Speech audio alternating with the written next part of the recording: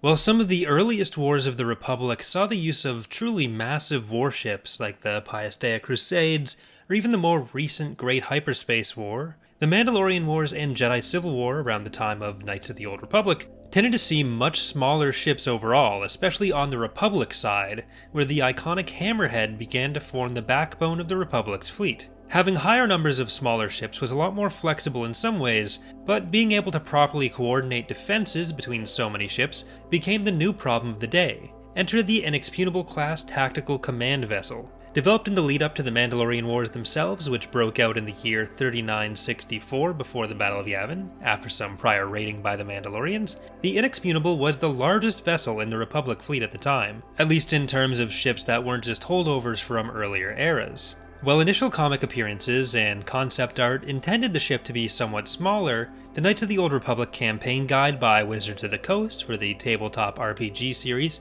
solidified the length of the Inexpugnable at 3,100 meters in length. Because of its immense size, it was able to carry supplies for deployments of up to 2 years as well, compared to just 8 months of a Hammerhead for its much smaller crew. It was typically also equipped with 144 fighters compared to only a single squadron of 12 aboard the Hammerhead.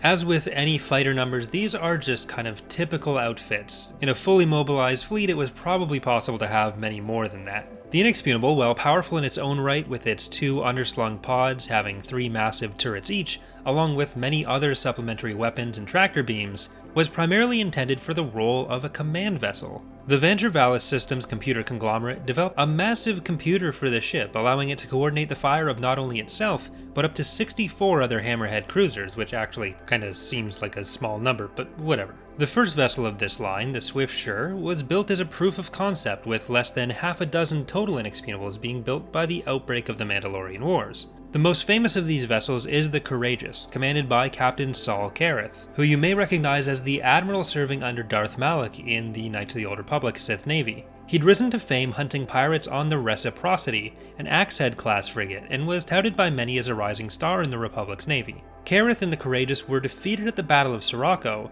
though Kareth managed to escape back to Republic space. The lesson learned from fighting the Mandalorians in this defeat allowed the Republic to refit the Swiftsure once again, putting it under Kareth's command and making it the model for further production of the Inexpugnable class. The KOTOR campaign guide seems to imply here that there were further ones made beyond the initial half dozen, using the changes made after the Courageous' death as the model for the following ones, rather than it just being Swiftsure and Courageous leading to the next 3 or 4. Despite the loss of the Courageous, the Inexpugnable would serve a key role in the Republic's victory over the Mandalorians. The Mandalorians even seemed to understand the importance and the power of these vessels themselves. Mandalore the Ultimate melted down parts of the defeated Courageous to make an axe for himself, showing just how powerful he was. Not that Mandalore the Ultimately did him much good, he still ended up dead and losing the war. That's all for today's look at the Inexpugnable though. As with the prior animated videos, I wanted to find one specific thing to work on for this video. This time it was the laser particle systems. I still want to do things like explosions, improve the asteroid models, and even do some things in After Effects